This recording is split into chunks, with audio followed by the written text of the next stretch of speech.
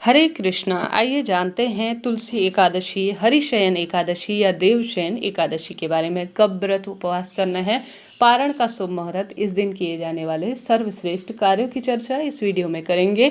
अंत तक बने रहिएगा। जैसा कि आप सब जानते होंगे, यह एकादशी साल की सबसे बड़ी एकादशियों में से एक जानी जाती है। इसी दिन से अधिकतर स्थानों पर चातुर्मास के व्रत उपवास नियम लिए जाते हैं।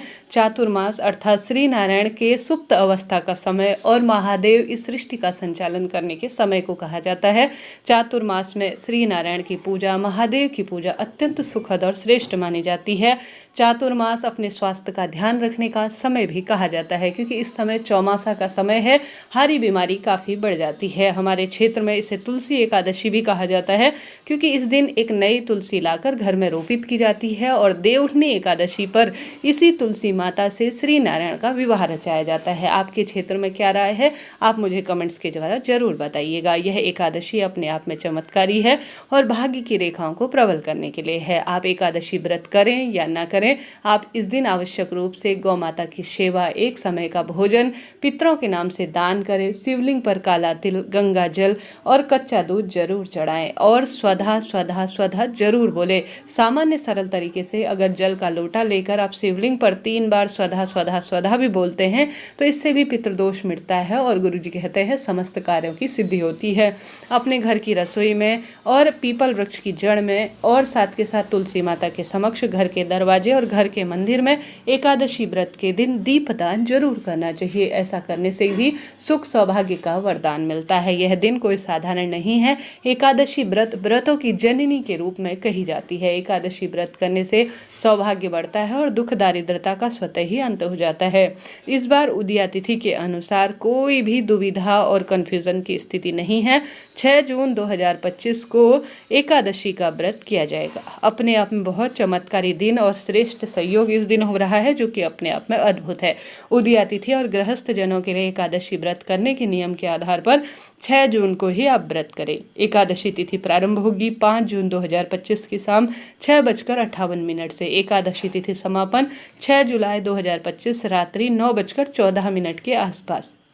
ऐसे में एकादशी तिथि शुरू होने से पहले पहले तुलसी में जल अच्छी तरह से आप समर्पित कर दीजिएगा। एकादशी तिथि जब से शुरू हो तब से और एकादशी तिथि समापन होने तक आप तुलसी पत्र ना तोड़ें और न ही जल चढ़ाएं। ऐसा सुखद और श्रेष्ठ नहीं माना जाता। एकादशी तिथि पर चावल को स्पर्श ना करें। प्रभु की पूजा में आप तिल या अन्य अनाज का प्रयोग कर सकते हैं। अब इस दिन जो है 6 जून को आप व्रत करेंगे तो 7 जून सोमवार के दिन अपने व्रत का पारण अर्थात अपने व्रत को खोलेंगे। 7 जून सोमवार को व्रत खोलने का सुबह समय रहेगा प्रातःकाल 5:30 से 11:11 के आसपास। इस दिन अगर आप व्रत उपवास खोलते हैं इस समय तो अति उत्तम इसे कहा जाता है। इस दिन रवि योग का निर्माण हो रहा है, जैसे कि रवि योग सुबह 5:56 से 10:42 के आसपास हो रहा है, जो कि दान, पुण्य, पूजा पाठ, मंत्र जाप के लिए अति उत्तम है। राहु काल का अशुभ समय, जैसे कि इस दिन अबूझ मुहूर्त के रूप में जाना जाता है। भक्तजन कई खरीदारी करते हैं, व्रत उपवास के नियमों को लेते हैं और इसे दिन जो है विशेष तौर पर अबूझ मुहूर्त, कोई नए कार्य की शुरुआत के लिए सबसे अच्छा समय जाना जाता है, क्योंकि इसके बाद चातुर्मास आरंभ होता है तो कम ही शुभ मुहूर्त हमें मिलते हैं। तो राहु काल का आप विशेष ध्यान रखें। राहु काल शाम को 5:39 से 7:23 के आसपास है। ठीक है जी। इस दिन सूर्य उदय 5:29 के आसपास होगा और ब्रह्म मुहूर्त अर्थात पूजा का सर्वश्रेष्ठ समय या आप किसी भी कार्य के लिए ब्रह्म मुहूर्त को सबसे सुंदर जाना जाता है, तो ब्रह्म मुहूर्त 4:08 से 4:39 के आसपास हो रहा है। और साथ ही प्रातःकाल संध्या समय जो कि सर्वश्रेष्ठ है 4:28 से 5:29 के आसपास हो रहा है। सूर्यास्त शाम को 7:23 के आसपास रहेगा।